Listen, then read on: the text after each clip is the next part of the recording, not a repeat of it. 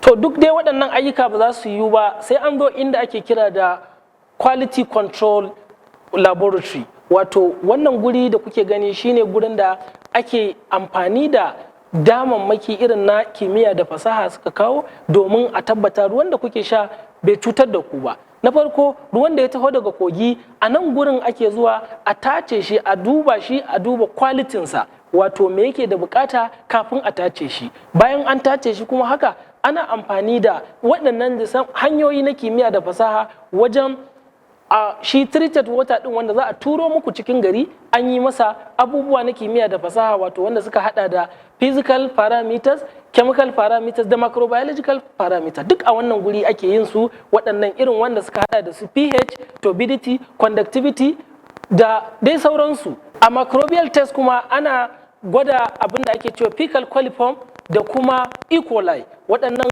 duka tasa-tasai ne ko kuma gwaje-gwaje ne da ake yi akan ruwan kafin a saka muku shi zuwa cikin gari. Wannan guri da wannan shi kuma kit din kamar yadda muka yi muku bayani, shi yana dauke da conductivity meter, turbidity meter da pH meter. Waɗannan ana iya ɗaukan su a tafi da su har bakin kogi a je a gwada, ko kuma inda ruwan yake shigowa cikin treatment plant domin a gwada dukkan waɗannan abubuwa da ake so a gani kafin a saka muku ruwa ya zo gare ku.